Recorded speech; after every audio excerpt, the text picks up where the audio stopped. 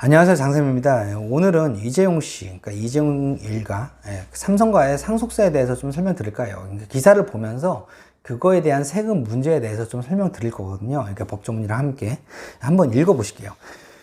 여기 보시면은 유가족은 30일까지 13조 원 넘는 상속세를 내야 된다 라고 되어 있는데요. 상속세는 기본적으로 피상속인인, 그러니까 피상속인은 돌아가신 분이거든요. 이건희 회장이 돌아가신 날로부터 6개월이 되는 때에 말일까지, 그때까지 상속세를 신고 그리고 납부를 하시면 됩니다. 그러니까 돌아가신 날로부터 6개월이 되는 말일까지 신고 및 납부를 해야 된다 라고 보는데, 이제 금액이 13조 원이었잖아요 13조 원이면 이거 어떻게 한 번에 내요? 13조 원 들고 있는 사람 없어요, 현금으로. 그렇기 때문에 분납과 연부연납이라는 제도를 두고 있는데요. 우선 분납이 쉬우니까 분납 먼저 볼게요. 분납은 뭐냐면요, 우선 기본적으로 2천만 원을 넘냐 안 넘냐, 그거 가지고 판단을 합니다. 그래서 2천만 원 이하인 경우는요, 1,000만 원 초과하는 금액을 2개월 이내에 분할 납부를 할 수 있어요. 예를 들어서 내가 세금이 1,600만 원이다 라고 하면 처음에 1,000만 원 내고 그 다음에 나머지 600만 원을 낼 수 있다. 800 이렇게 내는 거 안 되고 우선 뒤에 거는 이제 1,000만 원을 초과하는 금액만 분납을 할 수 있는 거예요. 그리고 2천만 원을 초과한 경우, 이래서 예를 들어서 3천만 원이다 라고 하면 50% 이하의 금액을 2개월 이내에 분할 납부하실 수 있다. 예를 들어서 3천만 원이면 1,500만 원, 1,500만 원 이렇게 납부할 수 있는 거예요. 근데 1,600, 1,400도 돼요. 50% 이하의 금액을 뒤에 내면 되는 거니까 1,400, 1,600 이건 안 되겠죠. 왜냐면 1,600이 50%를 넘잖아요. 그렇기 때문에 분납은 이렇게 아주 법이 깔끔합니다. 이게 다예요. 그리고 연부연납을 볼게요. 연부연납은 우선 일정 요건을 충족을 해야 됩니다. 우선 첫 번째로 세금이 2천만 원을 넘어야 되고요. 그 다음에 담보를 제공해야 되고요. 그리고 기간은 5년 이내여야 합니다. 그리고 각 회분의 세액이 1,000만 원을 초과해야 됩니다. 예를 들어서, 그러니까 1,000만 원이라고 할게요. 1,000만 원이어야 돼. 1,000만 원을 넘어야 된다라고 보시면 되는데, 6번에 나눠야 되는 거예요. 그러니까 처음에 한 번 내고요. 5년 동안 5번에 나눠서 내는 거죠. 그러니까 총 6번에 나눠 낼 수 있는 거예요. 1억 2천이다 라고 하면 2천만 원 처음 내고, 나머지 1억을 5번에 2천만 원씩 나눠서 낼 수 있는 거예요. 그런 식으로 5년 이내. 근데 다만, 예를 들어서 4천만 원이다. 그럼 이걸 6번에 나눠낼 수는 없겠죠. 한 번이 1,000만 원에 그거 하지 않으니까 3년이나 4년이나 이런 식으로 연부연납 제도를 활용하셔야 된다. 그리고 이게 아까 분납과 다른 점이요. 분납은 아까 2개월 이내에 분할 납부를 했잖아요. 근데 연부연납은 이 기간이 길다 보니까 이자 상당액을 매년 가산을 합니다. 이자가 붙어요. 담보를 제공함에도 불구하고 이자가 매년 붙습니다.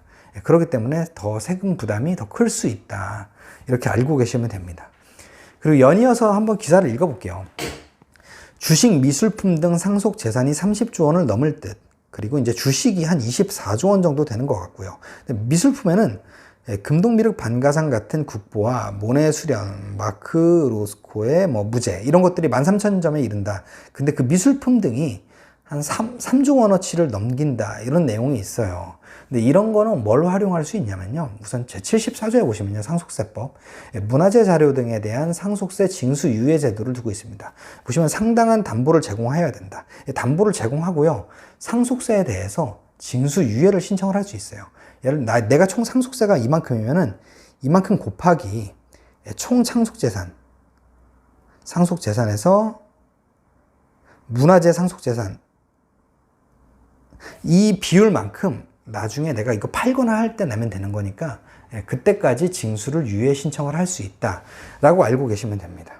그리고 이제 또 어떤 얘기가 나오냐면요. 미술품으로 상속세 대납하자는 주장도 나옵니다. 미술품을 팔아서 현금을 마련할 수도 있지만 상속받지 않고 기증하는 방법은 말도 안 되고요. 이거는 세금을 더 내라는 얘기예요. 13조 원보다. 어쨌든 이건 말도 안 되는 거고, 그 다음에 이제 국내 미술계에 큰 손실이니까, 그리고 국가도 자존심이 있잖아요. 아까 그런 보물들이 국보가 그냥 외국으로 일본인이 사가면 진짜 열받잖아요. 그렇기 때문에 이런 거를 막기 위해서 이것도 미술품으로 한번 상속세 대납을 좀 허용해 주자, 아니면 이런 방법으로 좀 법을 개정을 해보는 건 어떠냐라는 내용인데요. 우선 이 미술품으로 상속세 세금을 대신 내려면요. 우선 미술품이 감정가가 신뢰성이 있어야 됩니다. 신뢰성이. 부동산은 공시가도 있고 실거래가도 있고 감정평가도 어느 정도 정확한 편이고요. 그리고 주식도 실제 거래가 되기도 하고, 그렇기 때문에 이런 것들은 상속세를 대납할 수 있습니다. 근데 미술품은 누가 감정평가하냐, 아무리 여러 명을 감정평가를 평균을 낸다 치더라도 이게 그러지는 않겠지만 뒷돈을 줘가지고 일부러 감정평가를 더 높이려는 그런 불순한 의도를 더 뭐 하게끔 만들 수 있으니까 이런 부분에 대해서 좀 미술품 상속세 대납은 상당히 조심스럽다 이렇게 말씀드릴 수 있어요. 물납 제도로 볼게요. 그러니까 아까 제가 말씀드린 대로 미술품은 안 되지만 대신 물건으로 납부할 수 있는 제도가 있습니다. 근데 이건 상속세만 해당하고 증여세는 해당이 되지 않는다. 보시면 아시겠지만요, 그 요건이 있어요. 부동산과 유가증권 가액이 상속 재산가액의 50%를 초과해야 됩니다. 그러니까 부동산도 팔기 쉽지 않고, 아니면 내가 상속세 내야 되니까 6개월 내에 막 급매로 팔아야 되잖아요. 주식도 마찬가지고요. 그렇기 때문에 이런 부동산과 유가증권이 상속세의 50%를, 아니 상속 재산가액의 50%를 초과해야 된다. 그리고 상속세 납부세액이 2천만 원을 초과해야 돼요. 2천만 원도 안 되는데 막 내가 이걸 대신 납부할게, 이거 안 됩니다. 그러니까 적은 금액은, 그러니까 적은 금액은 아니지만 어찌됐든 2천만 원 이하의 금액은 그냥 현금으로 어떻게든 마련해가지고 납부해, 이런 얘기고요. 그다음에 세 번째, 납부세액이 상속세액 중 금전과 금융회사 등이 취급하는 예적금 등을 초과할 것. 나의 상속세가 1억이 나왔어요.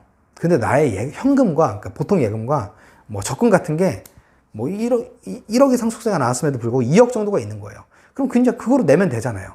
그렇기 때문에 그런 경우에도 물납을 받아주지 않는다. 그러면 어떤 물건들이 물납이 가능할까요? 우선 국내 소재 부동산, 그리고 국공채 및 주권, 그리고 내국 범인이 발행한 채권, 증권, 그리고 신탁업자가 발행한 수익증권, 이런 것들은 물납이 가능합니다. 미술품은 들어가 있지 않죠? 예. 그리고 물납 불가능한 재산은 뭐냐면요, 상장된 유가증권. 상장된 유가증권이 왜 물납 거기에 포함되어 있지 않냐면요, 상장됐으니까 이거 1분이면 팔잖아요. 예. 팔아가지고 내라 이거예요. 굳이 왜 불편하게 주식으로 그냥 팔아서 그냥 현금으로 줘, 이런 의미로 상장된 유가증권은 물납이 불가능하고요. 비상장 주식, 비상장 주식은 뭐 물론 큰 회사도 있긴 하지만 뭐 1인 주주인 법인들도 있고 뭐 이런 거 안 팔리잖아요. 주식, 비상장 주식 가지고 있으면 이거 나라가 받아도 이거 파는데 되게 애먹어요. 그렇게 평가할 방법도 마땅치도 않고요. 물론 뭐 평가하는 방법이 있기는 한데 그렇다고 그거를 받아가지고 현금화할 수 없기 때문에 국가는, 그러니까 과세관청은 비상장 주식은 받아주지 않습니다. 다만 세금으로 문제 다른 걸 막 다 충당하고도 정 모자른다 그러면은 그때 가서는 비상장 주식을 받아주기도 한다 라고 알고 계시면 돼요. 그리고 물납 가능 재산이지만 예외인 경우가 있어요. 예를 들어서 부동산이라고 해서 다 되는 건 아니고요. 만약에 그 부동산에 지상권, 지역권, 전세권 등이 설정되어 있다 라고 하면 이런 부동산도 물납이 불가능하고요. 그리고 물납 신청한 토지와 지상에 있는 건물의 소유주가 다르잖아요. 그래도 이거는 물납 받아주지 않습니다. 왜냐면 이거 내가 처분하기 어렵거든요. 내 토지 위에 남이 건물을 올렸는데 이 토지 어떻게 내가 마음대로 팔겠어요. 그렇기 때문에 이런 것도 받아주지 않고, 묘지가 있는 경우도 못 팔겠죠. 그러니까 묘지가 있는 토지도 물납으로 받아주지 않는다. 그리고 무허가 건물 및 부속 토지, 이건 제재하려고 그러는 거예요. 무허가 건물을 제재하려고 하는 거고. 그다음에 5번 상장이 폐지된 경우 해당 주식. 폐지된 거 나라가 뭐가 이쁘다고 받아주겠어요. 이런 것도 당연히 물납이 안 된다라고 알고 계시면 됩니다. 오늘은 고 이건희 회장의 돌아가시면서 나온 상속세, 그러니까 일가족이 내야 되는 상속세에 대해서 어떻게 하면 그거를 나눠낼 수 있고, 어떻게 하면 세금을 좀 이연시킬 수 있을지, 그리고 지금 새로 나오는 주장들에 대해서 좀 반박을 해보는 시간을 가졌습니다. 오늘 내용 좋으셨다면요, 구독과 좋아요, 알림 설정 꼭 부탁드리고요. 다음 시간에 더 좋은 내용으로 찾아뵙도록 하겠습니다. 끝까지 들어주셔서 감사합니다.